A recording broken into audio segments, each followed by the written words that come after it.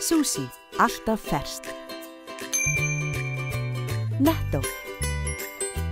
Mikil stemning hér í Vatnaveröld í Reykjanesbæ, þar sem aldursflokkamót Íslands í sundi fór fram helgina. Alls fóru komnir saman 250 unglingar frá 19 sundfélögum. Núna helgina þá erum við með aldursflokkameistaramót Íslands, sem svona stærsti viðburður hjá krökkum á aldrinum 15 ára og yngri í sundlífinu á Íslandi, ár hvert. Þetta er svona slúttið hjá okkur. Hversu stórt er þetta mót? Það eru það bil 260 keppendur og til þess að komast á þetta mót þá þarftu að vera með lágmörk og krakkarnir að keppa oftast allt sundárið að því að ná þessum lágmörkum. Hver aldur, hver árgangur, 10 ára krakki þarf að ná einhverju tilskildu lágmarki til að komast inn á mótið og þar alveg er þetta dálítið svona mini-ólympíuleikar. Þú þarft að ná tilskildum árangri til að komast alla leið á AMI. Ykkur IRB-liðum hefur nú gengið ansi vel í þessu móti einmitt síðastliðin ár. Hver er svona takmörkin fyrir þetta mót? Það er bara það sama á undanfarin ár, það er að vinna. Við höfum gaman að vinna og gerum mikið af því. Og við, það er nú kannski, að því þú segir undanfarin ár, þá ég veit ekki hvað sé gott eða slæmt, en ég man ekki hvort að við séum að stefna því að vinna í 11. eða 12. sinn síðan 1997. Þá hófst þessi runa hjá okkur. Og það er nú bara þannig að með góðum hefðum þá er oft auðveldar að gera hlutina og við höfum bara náð upp mjög góðri hefð, sundhefð í Reykjanesbæ og í gegnum árin. Og hún var náttúrulega komin á að hluta til miklu fyrir en 1997, við höfum búin að eiga valinkunna sundmenn síðan 1960 og eitthvað, jafnvel fyrr. En hefðirnar vinna alltaf með. Og það er ofboðslega gott, sérstaklega þegar við horfum á þá fjölbreytni sem er í íþróttaflórunni í dag að ná að halda þessari hefð og þessu sterka starfi og vera að vinna þetta mót sem er fjölmennasta meistarmót sem fer fram á ári hverju á Íslandi. Þannig að við leggjum mikla áherslu á að ná árangri og svona að fyrsta hluta að dæma sem fór fram í morgun þá eru blikur á lofti, það eru svona við sjáum það að það sem við lögðum upp með það er að ganga, þannig að við hlökkum til að halda áfram að keyra mótið og vonandi fögnum við gríðarlega á sunnudaginn. Þetta IRB-lið er ungt. Er þetta yngra en gengur og gerist, þetta lið hérna sem við höfum? Já, nú erum við náttúrulega fórum við í gegnum svona ákveðin kynslóðaskipti. Við getum sagt að þau hafi átt sér stað á bilinu 2010 til 12. Og uppbyggingin er virkilega góð, eins og sakir standa. Krakkarnir eru að ná mjög góðum árangri. Uppistaðan í unglingalandsliðum Íslands kemur úr IRB. En það er nú oft sagt, og ég verð líka að segja það, að það er ekki nóg að vera efnilegur. Við horfum á það að við getum leitt fólk áfram og það verði síðan gott í sínu, í sundíþróttinni. Og það er eitthvað sem að tíminn verður að leiða í ljós hjá okkur, en ég er fullur bjartsýni á að við séum að núna þessi missirinn að fylgjast með sundmönnum, ungum efnilegum, sem að koma til með að vera í fremstu röð sem fullorðnir sundmenn innan fárra ára. Þegar þú varst í þessu hérna á sínum tíma, hver er munurinn á þessu núna? Það er náttúrulega bara eins og við sjáum hérna fyrir aftan mig, ég var í 12 metra laug sem við Olga lærðum að myndatökumaðurinn, lærðum að synda og aðstæður voru náttúrulega allt aðrar.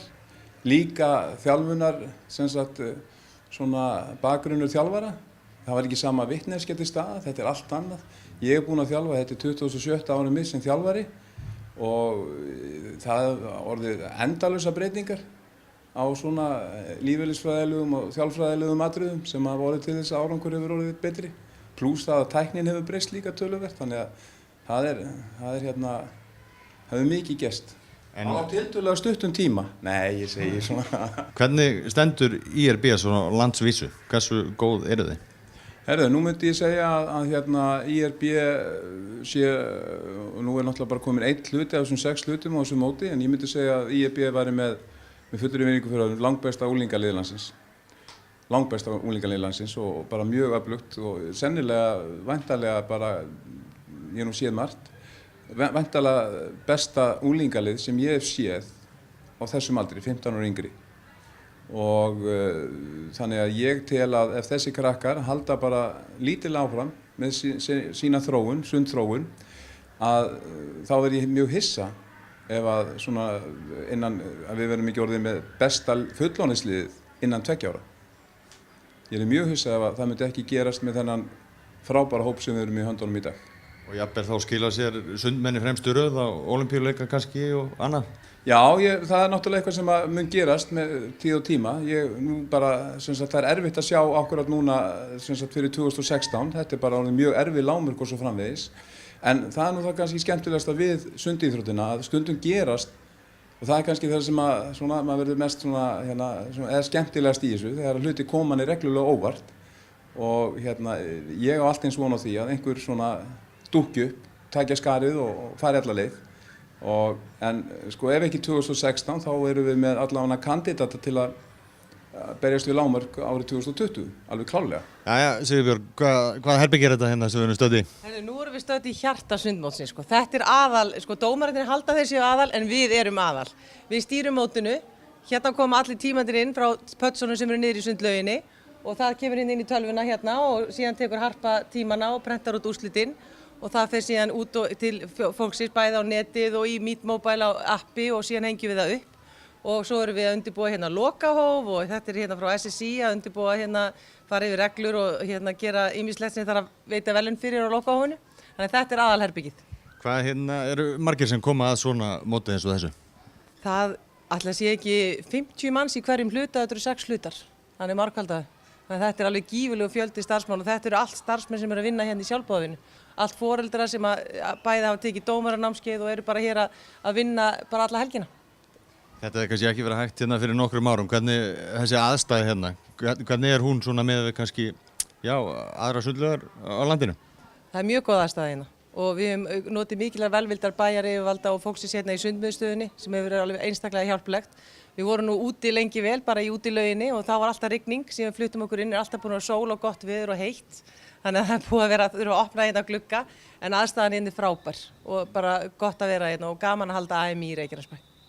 Tæknin hérna með ykkur, þeir eru öll tölvuvædd og fer beint á töflunni eins og þú segir, þannig að þetta gengur rosa hratt fyrir sig. Þetta gengur mjög hratt fyrir sig. Í gamla daga varum við bara með klukkur, en núna gengur þetta bara 1, 2 og 10, en þetta verður líka alltaf virka. Annars ekki hægt að halda sundmót lengur. Hvað sitjið þið hérna í þessu herbyggi alla helgina eða? Já, þetta örugglega fólki sem situr lengst. Við mætum fyrst og erum hérna bara fram á kvöld, þá getum við búið að ganga frá næsta mótsluta og ljósið allt og þá förum við heim. Þannig að þetta eru svona 12 tíma vaktir hérna.